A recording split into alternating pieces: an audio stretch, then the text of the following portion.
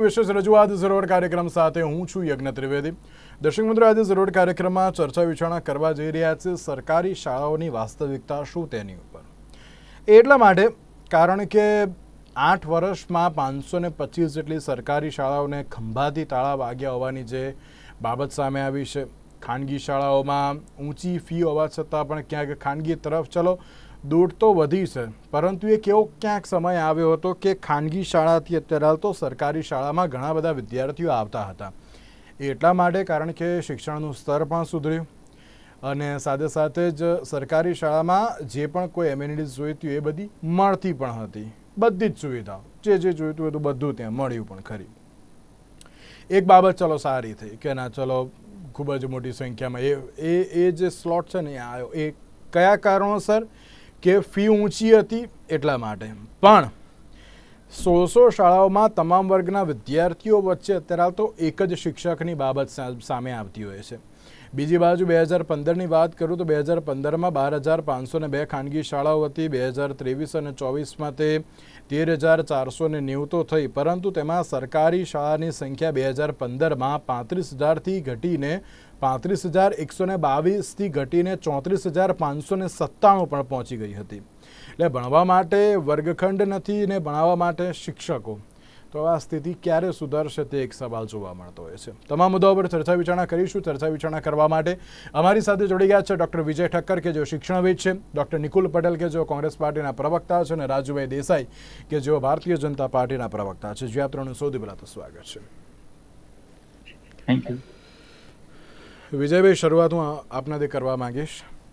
વિજયભાઈ, એવું કહું તમે આમ પેલું શું કહેવાય સિલ્વર જુબલી જે કહેવાય ને એટલી તો મેં ડિબેટો કરી નાખી। હવે તમે હતા, હું હતો, નિકુલભાઈ હતા અને રાજુભાઈ જ હતા, આપણે આટલી જ પેનલ હતી, એમાં કોઈ શંકા સ્થાન નહીં। કારણ કે નિકુલભાઈ અને રાજુભાઈ બંને શિક્ષણ સાથે સંકળાયેલા છે, આપ તો શિક્ષણવિદ છો અને હું એઝ એ એન્કર કે હું દર વખતે સવાલ કરું છું અને દર વખતે એક એવી બાબત આવતી હોય છે કે અમારી બધી પરિસ્થિતિ ઘણી સારી એવી છે। ઓકે નિકુલભાઈ, સોરી વિજયભાઈ, જે પ્રમાણે સરકારી શાળાઓની જે વાસ્તવિક પરિસ્થિતિ છે તેના લઈને દર વખતે સવાલ જોવા મળતો હોય છે કે અત્યારની આ પરિસ્થિતિમાં પહેલાં જે સરકારી શાળાઓ હતી ચલો તેમાં ઘટાડો નહોતો થયો, વધી હતી। એ શેના માટે? કારણ કે ક્યાંક લોકોને એવું લાગતું હતું કે ના તરલ ખાનગીમાં જો ફીસ વધારે છે તો અમે સરકારી શાળામાં જઈએ કારણ કે ત્યાં અમને ભણાવવાનું પણ સારું મળશે અને ફી પણ થોડી ઓછી થઈ જશે।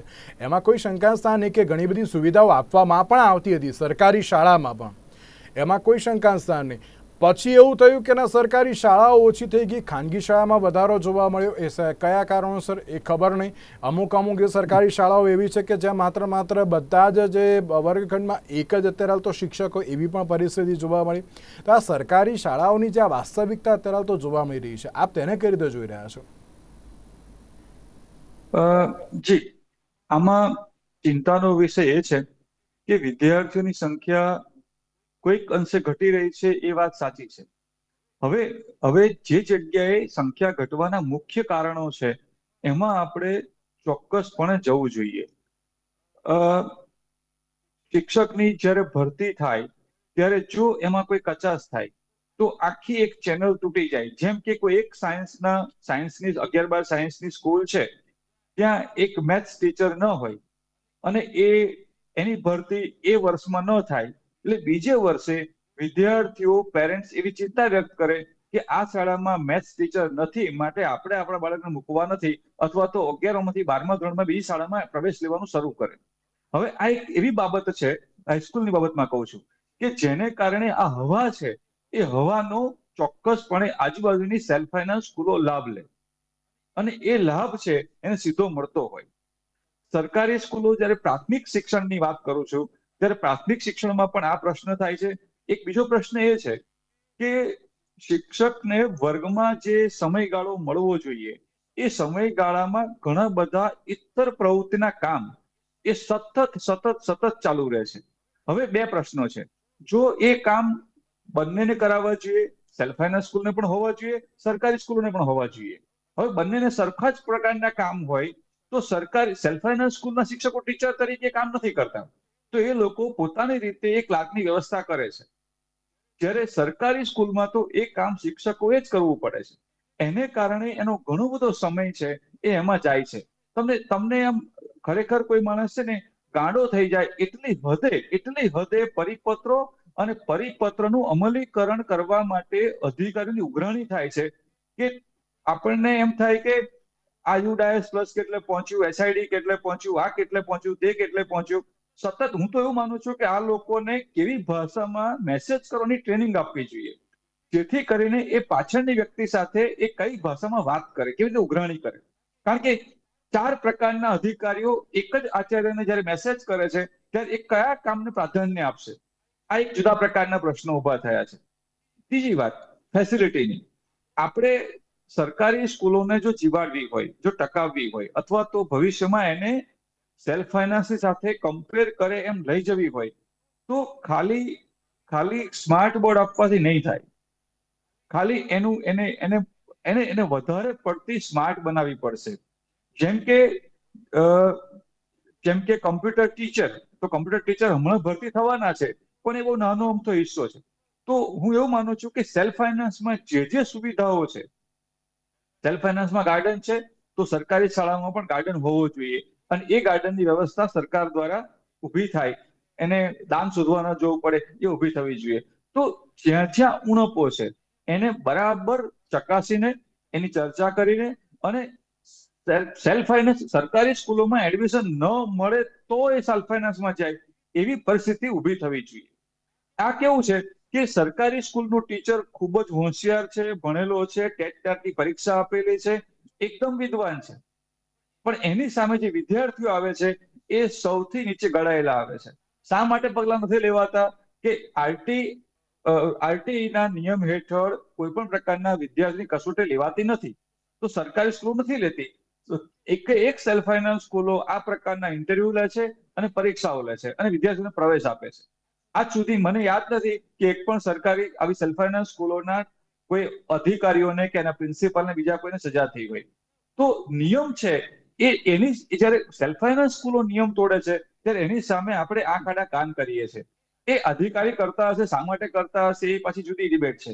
તો હું એવું માનું છું કે જ્યાં ઉણપો છે એ ઉણપો તરફ આપણે સભાન રહેવું જોઈએ, કારણ કે શિક્ષણ એ આપણી પ્રાયોરિટી છે. અને હવે તો એ વાક્ય બદલવાનું છે, શિક્ષણ એ પ્રાયોરિટી નથી, હવે શિક્ષણની ઉપર સરકારી શિક્ષણ પ્રાયોરિટી છે, કારણ કે ગરીબ બાળકો અને મધ્યમ વર્ગના બાળકો માટે તો એ જ પાયાનું છે. આમાં વિદ્યાર્થીઓની સંખ્યા તો વધે છે, પણ એમ કહેવાય ને કે સરકારી શાળાઓ બંધ પણ એટલી જલ્દી થઈ રહી છે. વિજયભાઈ, મારા સવાલ અત્યારે એ છે કે બંધ કેમ કરો છો?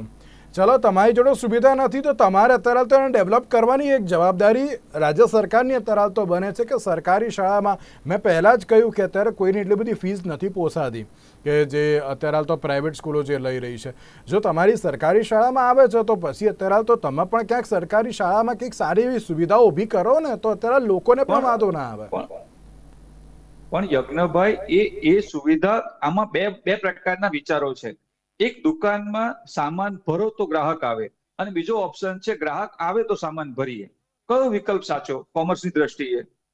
જો તમે એમ વિચારશો કે વિદ્યાર્થીઓ આવશે પછી રંગરોગાન કરીશું, એને બદલે એને આધુનિક બનાવવી પડે. જો નજીકની શાળાઓમાં મર્જ કરવાની છૂટ છે, કારણ કે એક કોઈ સ્કૂલને પોસાતું ન હોય, ઓછી સંખ્યા હોય, તો એ મર્જ કરો. પણ કોઈ શાળા બંધ થાય ત્યારે એ વિચારવા જેવું છે, કારણ કે હું તો એવું માનું છું કે કુલ સંખ્યામાં સેલ્ફ ફાઇનાન્સ સ્કૂલ જો બંધ ન થતી હોય તો સરકારી સ્કૂલ શા માટે બંધ થાય? એમાં તો સરકાર પગાર ચૂકવે છે. હા, જો બંધ થવાનું કારણ તો જો સરેરાશ વસ્તી ઘટી હોય તો સેલ્ફ ફાઇનાન્સ સ્કૂલો પણ બંધ થવી જોઈએ. એને બદલે તમે ગાંધીનગરની પરીક્ષા બોર્ડમાં જઈને તપાસ કરો કે ક્લાસ વધારાની અરજીઓ ક્યાંથી વધારે આવે છે. તો દરેક વખતે કુલ સંખ્યાના 80% ફાઇલ સેલ્ફ ફાઇનાન્સ સ્કૂલોની વર્ગ વધારાની છે. એમની વર્ગ વધતું રહે છે, એમની બિલ્ડિંગ લાંબી પહોળી થતી જાય છે, એમના માળ ઊંચા જતા જાય છે. તો શા માટે આપણી સ્થિતિ આટલી ખરાબ થવી જોઈએ? એની પાછળ કારણ કયા જવાબદાર છે, અથવા એ કારણોને આપણે તપાસ કરવી છે કે આંખાડા કાન કરવા છે? જી, તમે પણ એક શિક્ષણ સાથે સંકળાયેલા છો, અને એમ કહેવાય ને કે આપણે કોઈ પણ વિદ્યાર્થીઓ હોય એ લોકોને ચલો ના પોસાતું હોય કે ના આટલા બધા ખર્ચ અત્યારે તો કેવી રીતે કરીએ, કારણ કે અત્યારે એમ જોવા જઈએ તો કોઈ પણ એક સામાન્ય વિદ્યાર્થી હોય તો 50,000 જેટલો ખર્ચો તો અત્યારે જોવા મળતો જ હોય છે ક્યાંક ને ક્યાંક. પણ ચલો સરકારી શાળા છે, સરકારી શાળામાં સારી એવી કંઈક સુવિધાઓ છે, ભણાવવાનું અત્યારે તો બાબત જોવા મળતી હોય, બધું જ છે. એક બાજુ વિદ્યાર્થીઓની સંખ્યા વધે છે પણ સરકારી શાળાઓ જ બંધ થઈ રહી છે. સેલ્ફ ફાઇનાન્સ કોઈ દિવસ બંધ નહીં થતી. વિજયભાઈએ બહુ સાચો એક અત્યારે તો જે બાબત કહી કે સેલ્ફ ફાઇનાન્સ કોઈ દિવસ બંધ થતી જોઈ આપણે કોઈ દિવસ નથી જોઈ. સરકારી કેમ બંધ થાય છે તે એક સૌથી મોટો સવાલ છે. નિકુલભાઈ, આપણે જ્યારે ગુજરાતની વાત કરીએ છીએ તો હું એવું કહેવા માંગીશ કે ગુજરાતના શિક્ષણ વ્યવસ્થા જોડે હું બી ખૂબ નજીકથી જોડાયેલો છું અને 2-3 દ્રષ્ટાંત બી આપવાનો પ્રયત્ન કરીશ. કદાચ મારા મિત્ર રાજુભાઈ એને શું કહેવાય કે કાઉન્ટર કરશે, પરંતુ મને એવું ચોક્કસ યાદ છે કે સરકાર સમજી લો કે જ્યાં 10 વિદ્યાર્થીએ એક શાળા હોવી જોઈએ એવો છે એની જગ્યાએ આંકડો કરી દીધો છે 30. એટલે કે હવે શું કહેવાય સોરી એવું કંઈક છે આંકડા 30 બરાબર છે 30 હે ને 30 છે કંઈક એટલે 31 શિક્ષક. હા 31 શિક્ષક. તો તમે સમજી શકો છો કે આ શિક્ષણની જે ગુણવત્તા છે બરાબર છે, જે નંબર ઓફ ટીચર્સ છે એ શું થઈ જશે, સંખ્યા એના ઘટી જશે બરાબર છે. બીજું હું કોલેજીસની વાત કરીશ તો આમાં બી કંઈક એવું છે કે દર 15 વિદ્યાર્થીએ પહેલા એક ટીચરનું રિક્વાયરમેન્ટ હતું, હવે એને વધારીને 20 કરી દીધું છે. એટલે તમે જ્યાં 15-60 છોકરાઓ હોય ત્યાં 4 શિક્ષકોના જરૂર હોય ત્યાં હવે 3 થઈ ગયા. આવી રીતના એ લોકો મેન્યુપ્યુલેશન કરે છે. અને ત્યાર પછી મેં ધોરણ 12 સાયન્સના જે ગ્રાન્ટીન એડ અને ગવર્મેન્ટના જે વર્ગો છે એની અંદર રેગ્યુલર ભરતી ન થવાના કારણે મેં એવા બી ઘણા વર્ગખંડ જોયા છે જે શિક્ષકોના અભાવે બંધ થતા ગયા. એક સમયે એ શાળાઓનો બોર્ડમાં નંબર આવતો હતો, એ હવે બોર્ડમાં નંબર શું એ વર્ગ જ નથી રહ્યા. તો એના પાછળ બી જવાબદાર કોણ છે એના માટેનું જો પૃથ્થકરણ કરવામાં આવે તો કશે ને કશે પ્રાથમિકતા જોઈએ તો શિક્ષકોના નિયંતર ભરતી પ્રક્રિયા ન થવાના કારણે એક મુખ્ય કારણ છે. બીજું કે જે રીતના મારા મિત્ર સરે કીધું કે સરકાર એટલા બધા કામગીરી શિક્ષકોને આપી દીધા છે કે જે ગુણવત્તાના શિક્ષણની જે વાત છે એ શિક્ષણ કશે ને કશે અવરોધ પામી રહ્યું છે. અને ખાસ કરીને નોન એકેડેમિક કાર્યો શિક્ષકો પાસેથી ખૂબ બહોળી માત્રામાં લેવામાં આવે છે. એની પાછળ મૂળભૂત કારણ જોઈએ તો જે નોન ટીચિંગ સ્ટાફના જે ભરતી થવા જોઈએ એ બી સરકારમાં કશે ને કશે યોગ્ય સમયે થઈ નથી રહી. એક શાળા જ્યારે ચાલુ થાય તો એની અંદર પટાવાળાના જરૂર પડે, એકાઉન્ટ્સના જરૂર પડે, ક્લર્કના જરૂર પડે, શું કહેવાય કે એડમિનિસ્ટ્રેટિવ સ્ટાફ જરૂર પડે. આ બધું જ જરૂર પડે અને ખાસ કરીને પ્રિન્સિપલનું બી જરૂર પડે.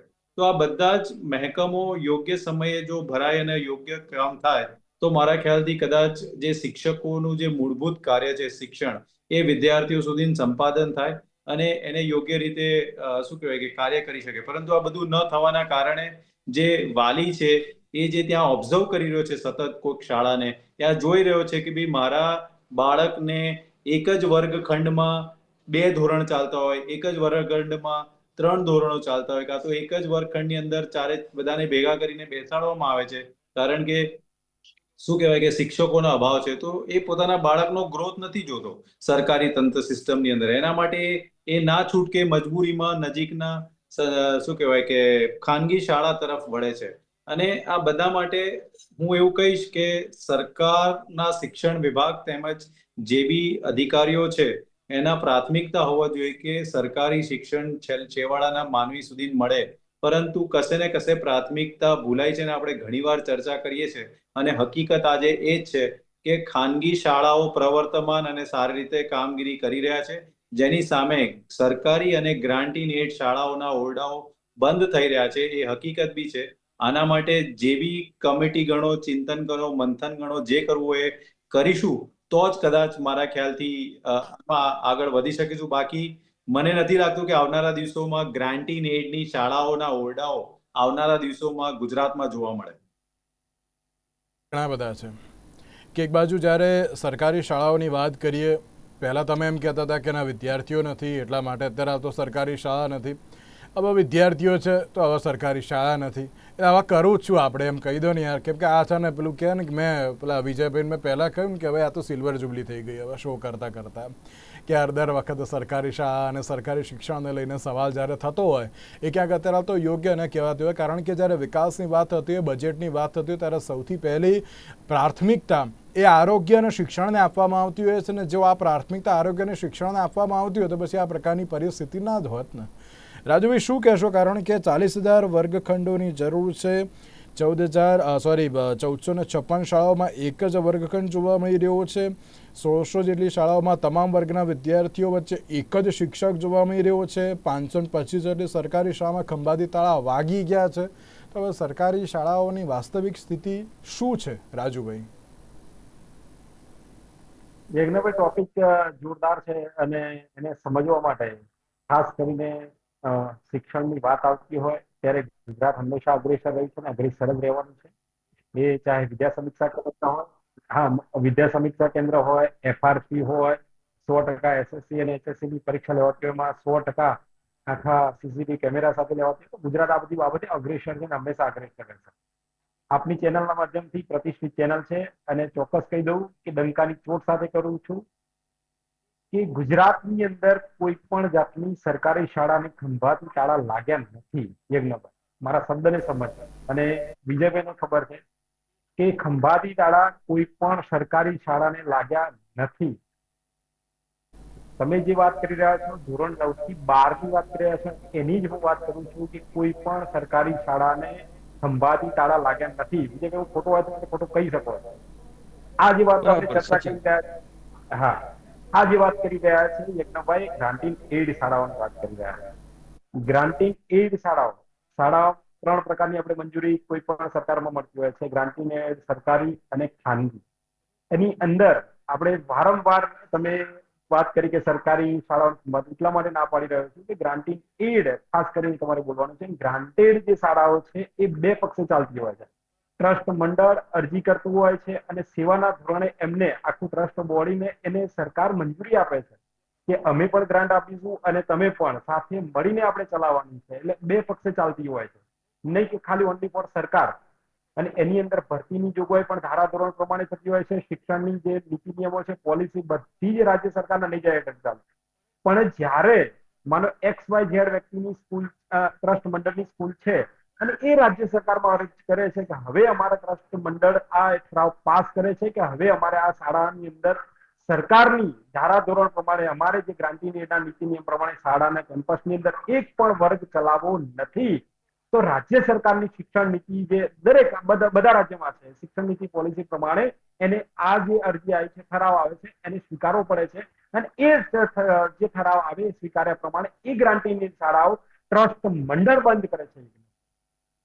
એટલે યજ્ઞભાઈ, મારો કહેવાનો મતલબ એવો છે કે સરકારી શાળાઓ જે છે ખુલ્લી, એ સરકારી શાળાઓમાં દિવસે દિવસે નવી શાળાઓ પણ બનતી જાય રહી છે અને દિવસે ને દિવસે કદાચ મારા મિત્ર નિકુલભાઈ વડોદરાથી બિલોંગ કરે છે તો એની અંદર અમદાવાદ, વડોદરા, સુરત અને રાજકોટ, ભાવનગર જેવા શહેરોની અંદર ખાનગીમાંથી સરકારી શાળામાં પ્રવેશ અધધ વધી રહ્યો છે. આજથી 2 વર્ષ કે 3 વર્ષ પહેલા ડિબેટ આપણે 3 પેનલ કરતા હતા ત્યારે એમ કહેતા કોરોનાના કારણે, અસરને કારણે ખાનગીમાંથી સરકારી શાળામાં વધી. સાહેબ, આજે પણ એની અંદર 4 ગણો બહોળો જો વધારો થયો હોય તો રાજ્ય સરકારની મક્કમ નિર્ધાર છે અને સ્માર્ટ શાળાઓ આપણે જે અમદાવાદ, વડોદરા, સુરત, રાજકોટ જેવા શહેરોમાં આપી છે, જેની અંદર સરકારી શાળામાં ભણતો વિદ્યાર્થી સ્માર્ટ બોર્ડ સાથે ભણતો થયો છે, આધુનિક વિજ્ઞાન લેબ હોય, કમ્પ્યુટરની લેબ હોય તો આપણે બનાવી છે. અને જે સ્માર્ટ વર્ગો આપવા જઈ રહ્યા છે એની અંદર 30,000 વર્ગો મિશન સ્કૂલ ઓફ એક્સેલન્સ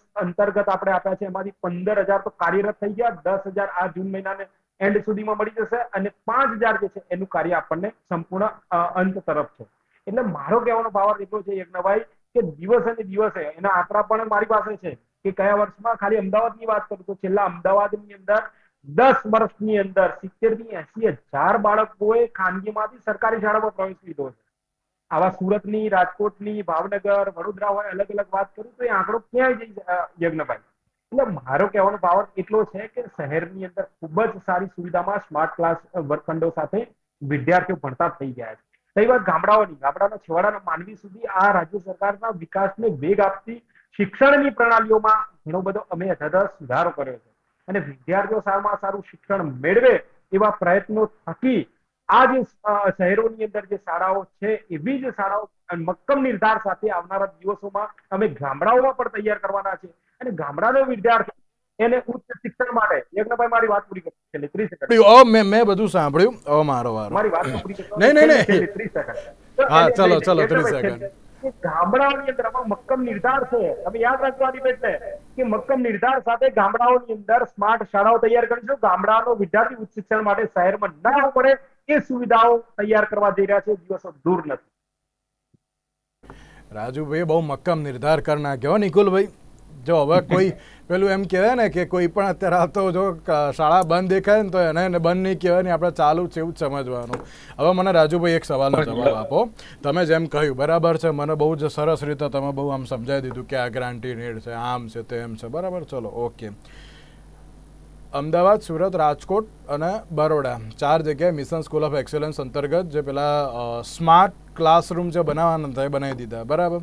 હજુ એવા કેટલા ગામડાઓ છે રાજુભાઈ, તમારે જોવા હોય તો જોઈ લેજો. વિજયભાઈ એગ્રી કરશે, નિકુલભાઈ પણ એગ્રી કરશે. તમે કદાચ એગ્રી કરો કે મને ખબર નહીં, પણ આમ તો એગ્રી તો કરશો પણ બોલી નહીં શકો મને એવું લાગે. છોટાઉદેપુર જાઓ, પંચમહાલ જાઓ, સૌરાષ્ટ્રના અત્યારે તો જો અંતરિયાળ ગામમાં જાઓ ત્યાં પણ ક્યાંક સુવિધાઓ છે, હું ના નથી પાડતો, પણ અમુક જગ્યાએ બોર્ડ સરખા નથી, અમુક જગ્યાએ દિવાલો સરખી નથી. તો પછી હવે એનું શું કરવાનું? અને બીજી એક વસ્તુ તમે એમ કહ્યું કે ના અત્યારે હાલ તો અમે બધું જ સારામાં સારું કરીએ છીએ, પેલા 10,000 કંઈક બાકી છે, તમે એવું કંઈ કહ્યું ને. ચલો એ પણ બરાબર છે. 40,000 વર્ગખંડોની ક્યાંક જરૂરની બાબત જોવા મળી છે, પરંતુ ઘણી એવી જગ્યાએ છે કે જ્યાં હજુ શિક્ષકોની ભરતી પણ યોગ્ય થઈ નથી. તો હવે તેનું શું કરવાનું છે? હવે આપણે 9 થી 12 કદાચ વિજયભાઈ પણ જાણતા હશે, ભરતી પ્રક્રિયા ચાલુ છે. માંગણી હતી સંચાલક મંડળની, એ પ્રમાણે માંગણી પ્રમાણે આપણે ભરતી પ્રક્રિયા ચાલુ. અને આવનારા દિવસોમાં તમને ખબર હશે યજ્ઞભાઈ, ખૂબ આપના ચેનલના માધ્યમથી કહું છું, અભિનંદન પાઠવું કે વિદ્યાસહાયકો જી કરે તેમ એમણે કહ્યું. મને વિજયભાઈએ શરૂઆતમાં જ કહી દીધું કે ના શિક્ષકોની ભરતી કરે છે, એમાં કોઈ ના નહીં, પણ બહુ ઓછી કરે છે. એવું પણ એ પણ વસ્તુ આવી. ક્યાંય ત્રુટિ રહેશે તો 100% પૂરતા કરવાની છે. અને પણ વધુમાં મને મજા એ વાતની આપના નિર્માણ ન્યૂઝ ચેનલના માધ્યમથી એટલા માટે કહેવા માંગુ છું કે વિદ્યા સહાયકોના કોલ લેટર ઇસ્યુ રહી રહ્યા છે. આવનારા દિવસોમાં 8, 10 દિવસ કે 15 દિવસની અંદર એ પણ ખૂબ મોટા પ્રમાણમાં 1 થી 8 ધોરણની અંદર વિદ્યા સહાયકોના નિમણૂક પત્ર સાથે આ રાજ્ય સરકાર 1 થી 8 ધોરણની, જ્યારે જૂન મહિનામાં સરકારી શાળામાં નવા શિક્ષકો ખૂબ મોટી ભરતી સાથે હું કહું છું, ડંકાની ચોટ સાથે કહું, નિમણૂક પત્રો મળી ગયા છે.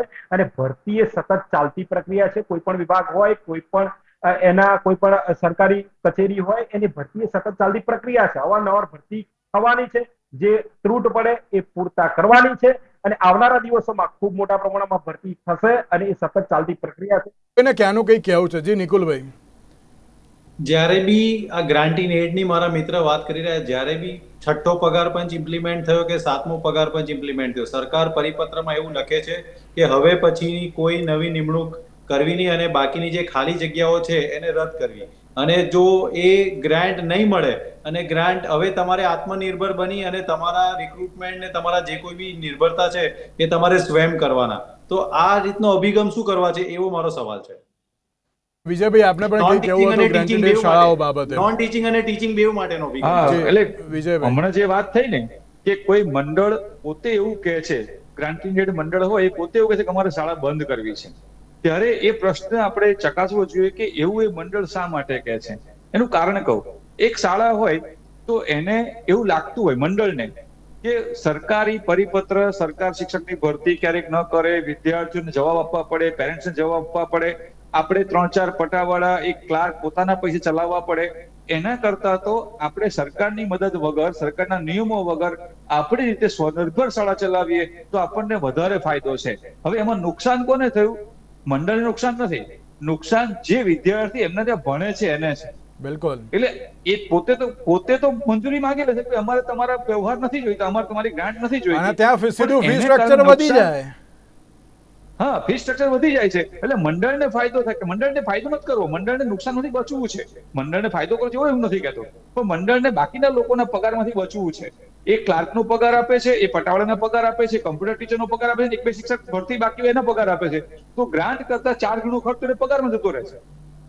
તો એના કરતા આ વ્યવસ્થા ન લેવી અને પોતાની રીતે ચલાવવું સારું.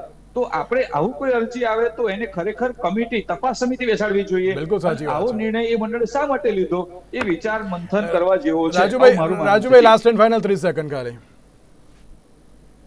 રાજુભાઈ, જ્યારે પણ સંચાલક મંડળની માંગણીઓ હોય છે અને જે પણ શિક્ષણની અંદર પરિસ્થિતિ હોય છે ત્યાં કોઈ પણ સુધારા કરવાના થાય, નીતિ નિયમમાં જોગવાઈઓમાં ફેરફાર કરવાના થાય તો રાજ્ય સરકારે હંમેશા વિદ્યાર્થીને કેન્દ્રમાં રાખી વિદ્યાર્થીના હિતમાં નિર્ણય લીધા છે. અને ત્યારબાદ શિક્ષકોની જે માંગણી હતી ઓપીએસની, જો તમે એ પણ એમની માંગણીઓને પણ સ્વીકારી છે અને સ્વીકારીને ત્યારે પણ વિદ્યાર્થી પહેલા અને શિક્ષકોની માંગણી એક પરિવાર છે.